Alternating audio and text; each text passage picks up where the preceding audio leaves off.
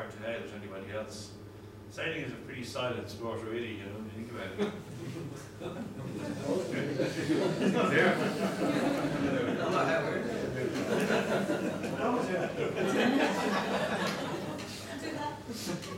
No, he gets nowhere with this one. He gets nowhere with this one. You know, I mean, it's a nice leisurely tack you look at. We don't know the time frame on this, by the way, you know. Sorry, We just know it's I'm not really good on rules, as everybody knows. That's fine. What should the yellow boat do now at this stage? What is the right? Tack back. if he can go behind blue, that'll be a smart thing to do. Yeah. He's not going to get in front of him. The other thing he could do is he could throw head to wind again to try and avoid. So what would the right, if he wanted to attack there, where should he be to do it? He should be further ahead of him? But if you look at the situation, Further away from him? well, obviously you'd always love to be further ahead. Judges. That's a given. When you're sailing a boat, you always want to be further ahead of the other Yeah, boat. But in this, how farther ahead should he be before he makes that turn? I would say you would want to be probably 2 boat lengths further ahead. But if he went slightly to his starboard first and then attacked, he would create the space that he needs to get behind blue. And also in sailing parlance, he would also get a kick from the back of blue, because what he would do is he'd free off at touch and he'd scoot right underneath blue's transom and then harden up again and come back on the course, but you get a lift off the back of the other boat. So when the next tack, if everything else was the same, yellow would be further ahead. Then what he is when he goes behind the back of blue. So the trick is to avoid situations like that. Isn't that the dispute saying tacking someone's water? That's exactly that situation, isn't it? No, that's just tacking into somebody. Tacking in his water would put blue somewhere around there, you know, where literally blue is sailing on and this fella appears in front of him out of nowhere. He's into that.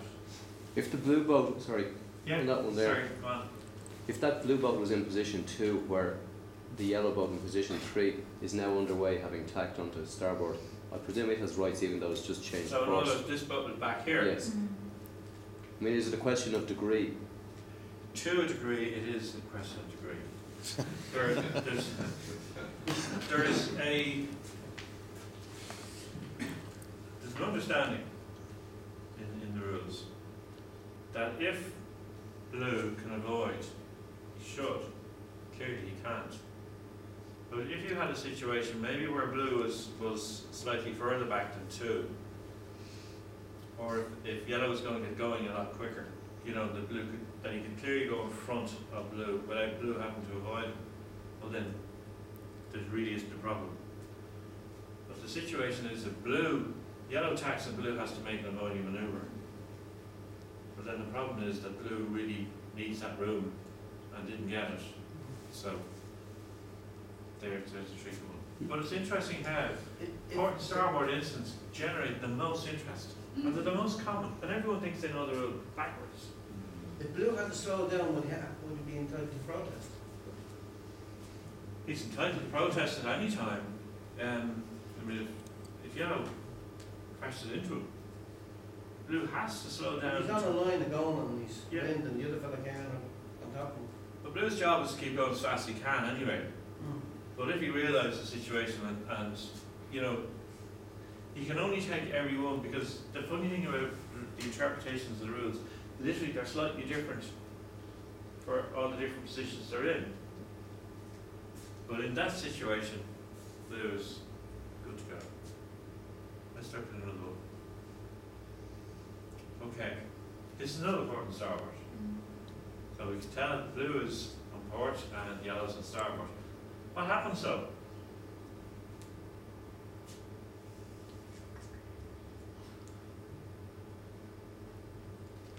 What happens there is that yellow changes course. And blue is perfectly keeping clear, mind his own business, absolutely sailing along, having a great holiday, and this fellow decides, oh, I'll come up and run into you. Or make an appeal to the protest committee saying that I was I had to avoid him because the next thing is he dipped back. And clearly, he didn't have to do any of that in the first place. So that is a situation where, again, yellow is going to be caught out. Right about most give the yellow change course is straightforward. Let's look at another one. Now here we have yellow is now in the windward position. And windward vote, that's to keep clear, we heard that earlier. But that's a mark, by the way. And that's a boat length from there to there. And the assumption is that these two positions continued for some time up the course. So now there isn't a mark. And yellow needs room. Needs room to go around the mark. So what happens? Blue is still trying to push him up. Get up. Yellow shouts protest. The right of way must give mark room. But interesting, the right of way doesn't change. Blue is still the right of way boat. But the entitlement to mark room doesn't give yellow the right of way. It's an interesting thing. He's entitled to room, but he still doesn't have right of way. But he can have the room to go. Not giving him any other, just saying give him a couple of meters of water to get round the mark, that's all. Then it switches off. But you can't run on the wrong side of the mark, especially when it's been overlapped for some time. So rule 18, and this is a long rule. It's a complicated rule. There's a lot of if, buts and maybes in it. There's a lot of misunderstandings in it. But there's a few principles in it that are pretty standard. There's a zone. It's 3 hull lengths. Unless it's changed by the sailing instructions. So always read your sailing instructions. Believe me, if you want to keep a secret, write it into sailing instructions. The most crucial piece of information. But I tell you, they don't read World Championships, European Championships, National Championships, Regional Championships, local rate. No one reads the bloody things. They expect it was the same as it was since they were 13. They're written for every regatta, specifically for the running of that race. And check, because it could say 2 or it could say 4. If you haven't read the sailing instructions, you don't know. So it's 3 hull lengths. And it applies as the first boat's hull is in the zone. The near boats are marked. Now guys, this is how it works. How long are your boats here? Anyone got a 5-metre boat? 15, 16 foot. Okay. 20 foot. Yeah, some of them are 5.9. Okay. 6 metres then. Let's say 6. Nice, simple. Right. 3 6s, 18 metres. Okay. That's 18 metres from the front of the boat to the mark. But you're sitting down the back of the boat usually. Add another 6, 24 metres. Get a piece of string 3 times the length of your boat. Tie it off the bow of your boat. Go out for a mark. Tie it off that, maybe a mooring rod or something. And let your boat fall back that distance. It's a long way. You know? You'd be surprised how many people sort of come into a protest room and you think 3 boat lengths was about half an inch. You know? It's amazing. It's 3 times the length of your boat from the first end of it gets into It's a long into distance the at zone. work. Right? So you literally make it 4 because you're down the back of that. You've got judges from there. And if it's a 10-metre boat, you know, it's 40 metres. It's a long way. I mean, cruisers, you know, it could be a 12-metre boat, but it could be 48 metres. It's a long way to swim, you know. But you'll do it quick enough, especially in a cat. But it's a crucial bit, right? So mark room, there's definitions. In the back of your rule book, there are definitions. And the definitions, what they do for you is they explain to you what the words used in the rules mean in action. So the first part of the definition for mark room is room for a boat to sail to the mark.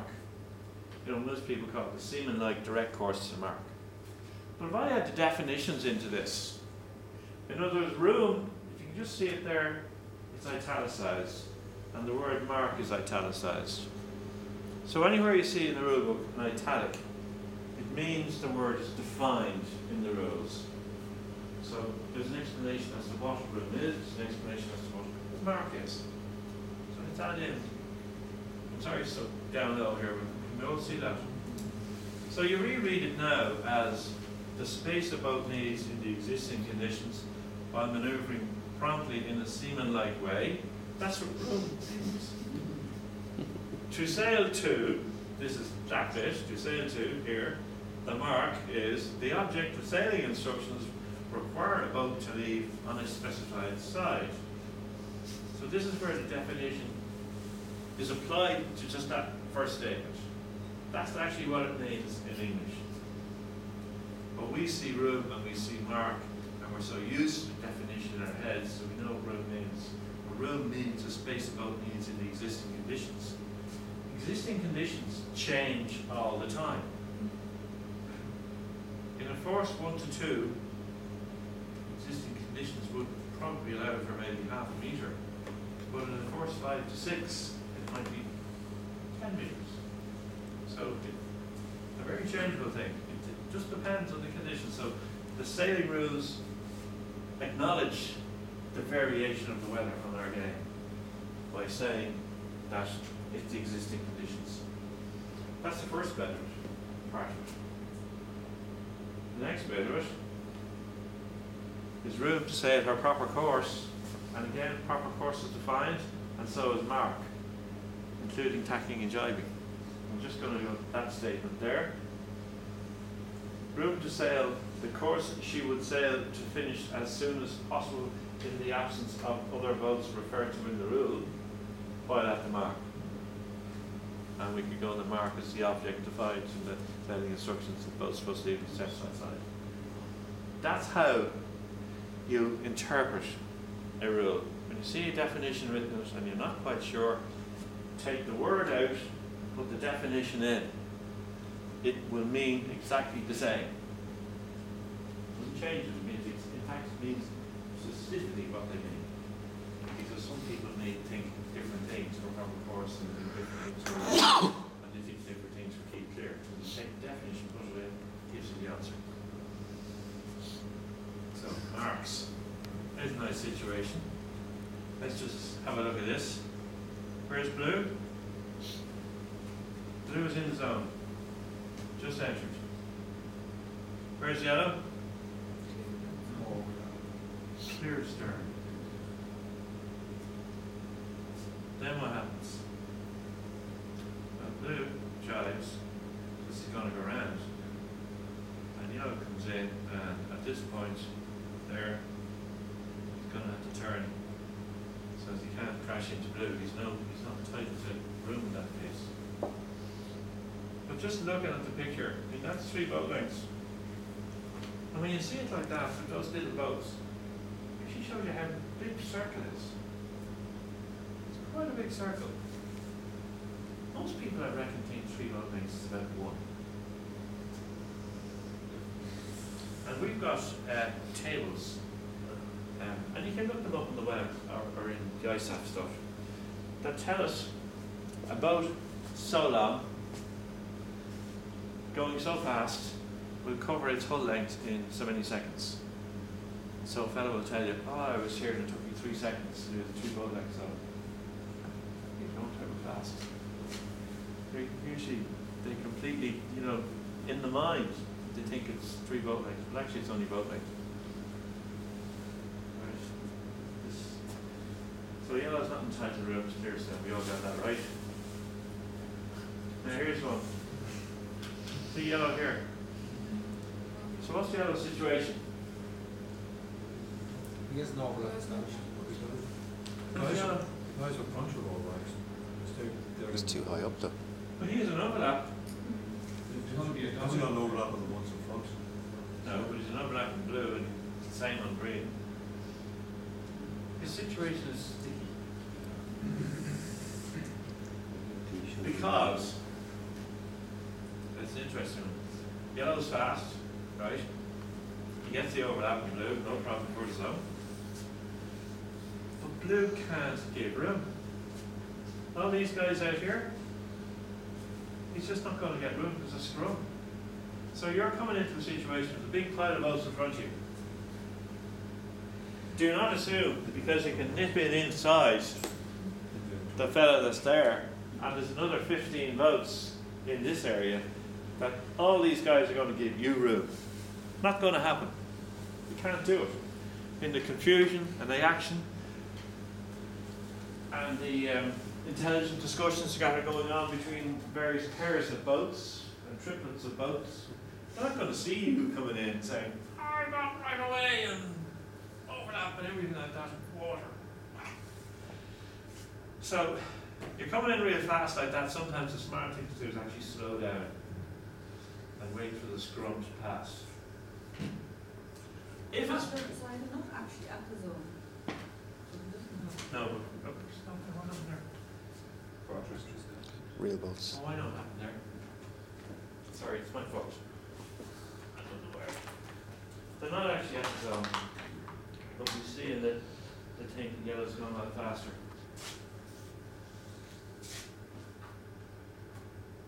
So, get going in a second, sorry about that. In the illustration, yellow is coming in quick, and this is what happens. There's a schmozzle of boats. What are they doing to themselves? They're slowing each other down. And they're, they may be taking spinnakers down, there's a lot of action going on the boats. They're all focusing on their own jobs. And, come on. One of these days, I said by Jason Computer Macintosh. Here we go. So, no one's going to give yellow room. They can't. Now, I was going to say, just remember that picture for a moment. Just hold it in your mind. Photographic memories here, folks. Happens very frequently. A quiet day. A drifter. Same picture. Yellow's coming in. Again, he's drifting slightly faster than the rest of them. But they're all drifting up to the mark. And you know what's going to happen. They're all going to get closer and closer and closer and closer and closer. And what can yellow do in a situation? Oh, as soon as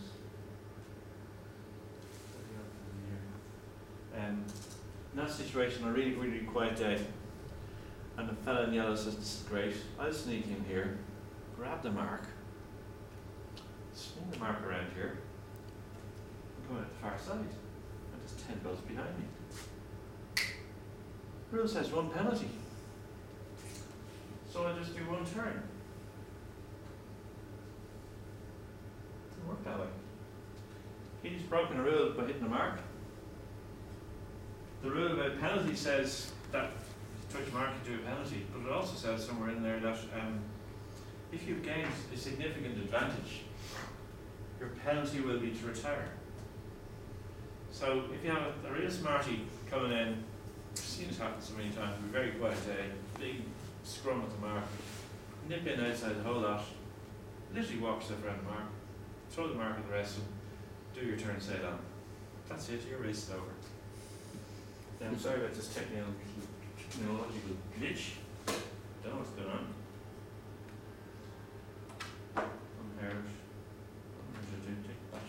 Probably dead. It's PC, so I don't know how to break these properly. Yeah. Do me a favour, will you? Yeah. Do battery.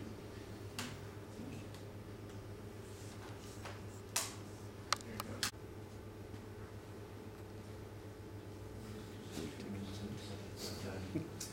There it is. You're making a great video of it, Jack. Sorry, that's your recording. If you had a situation going into the sector around the mark, in that situation, and you've got sort of 1, 2, 3 boats and they are overlapped as they enter, if the 4th boat hadn't been overlapped by the 3rd and that overlap is only established within the mark, I presume he could turn. So yellow's fast. We can cover that one quite well. Rule 18 is all about marks again, as we said earlier. There's sometimes when it doesn't apply. Just you're coming up to mark and no rule 18. You're on your own. No. Classic one, of course, is when you're on B to inward And there's port and starboard involved. Take the mark away, sort yourselves out. That's what it's all about. I'll have to tax 18.1. It says it doesn't apply. Yeah, it doesn't get any room. It's just simple port and starboard. Again, you would think he's the inside boat. You know, but no, it's just port and starboard. It's the way the rule interprets that. So you're coming into a mark, port type boat with no rights. I thought coming out of the market, you'd always have police on the inside. You have to come from behind, you can't come from sideways like that. That's different from a weather mark to a leeward mark, isn't it? This, yes, this is a windward mark. That's They're not going up the hill here. On a windward mark, port and starboard has precedence over inside, outside. So if you come screaming into mark and port, you're in trouble. I think we cover another part of this situation soon.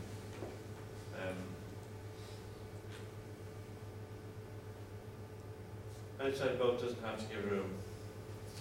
One, but both have, but not both have to tack. Again, it's windward. It's a beat practically. Even the boats we're stood. This is classic. One boat's stood on by going up the starboard side, and there's a current lifting them, the wind is shifting, whatever. And instead of being on the ley line, there are 2 boat lengths ahead of the ley line coming in. This usually happens way back from the front of the fleet, because the front of the fleet guys don't leave much room at the windward mark. The back of the fleet guys, they see the track, they see everyone going in, and up they go. Here's the train track, we get onto this, and of course they're drifting away. And they're literally, the spinners up sometimes going around. They're still the starboard. Okay, an outside boat doesn't have to give room in this situation. Okay, come to start. This is a tricky area. Grossly misunderstood. Alright? So you're coming into start, you have a starting mark surrounded by water. That's given in the preamble there. You looking at this, Paddy? Yellow's not entitled through. I wonder why. Right? But if you took yellow away here, this is an the tricky one here. You took yellow away, blue. He's clearly got space there. And what this guy really shouldn't be thinking of doing is closing the door rapidly. Because he's got nowhere else to go. He has to have that bit of room. Right, change of tack. Completely different thing. Finish with Rule 18 for the moment. Protests. Anyone here ever involved in protest? Do you know what to do? Okay, let's just go over a few of the things you have to do. Do it, Paddy. First thing it says, you have to held protest. When do you held protest?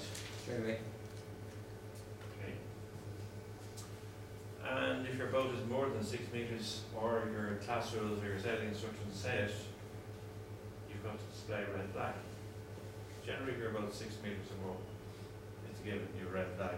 Smaller boats sometimes have to, but it's either a class rule or a sailing instruction. But 6 metres is the line. It says hail protest and display the red flag at the first reasonable opportunity. Now, tell me, what is the first reasonable opportunity to say protest? How about the incident develops and you think the other boat has broken a rule and you're going to protest them? What are you going to say? You're going to say protest, aren't you? What's the first reasonable opportunity? How about you say to him, look, do your turns? A lot of people say that, don't you? No. You do, I learned this one. First reasonable opportunity to say protest is literally how long does it take to fill your lungs and follow a protest? The number of times, and it's amazing. People come into the protest room and, well, what did you say? Well, I said, do your turns. I said, very good. What else did you say? Well, it's unrepeatable. But I said, do your turns again. Okay. So why are you here? Well, I said protest. Grand, halfway down the next leg. Doesn't count, guys. Tell me then. say something else, and you've lost the first reasonable opportunity. A protest is like a door with a lot of keys. You want to get through this door. There's different stages. You've got to do something on the water, you've got to do something when you come ashore, and then you've got to do stuff in the room. First thing you got to do is hail protest. Easiest thing in the world to do. You can say do your turns later, but you must say protest first. Is that clear? Because anything that follows is after you've used up your first reasonable opportunity, and having said protest at the first reasonable opportunity, then you can say do your turns, and the other boat can happily do its turns, and then you don't have to put your protest in. You've got to put your red flag up. How many people have a mainsail on the boat? Nobody. The mainsail. Mainsail, yeah. Hands up, who has a mainsail? Okay. Have you got a main sheet? Okay. Do you have a red flag?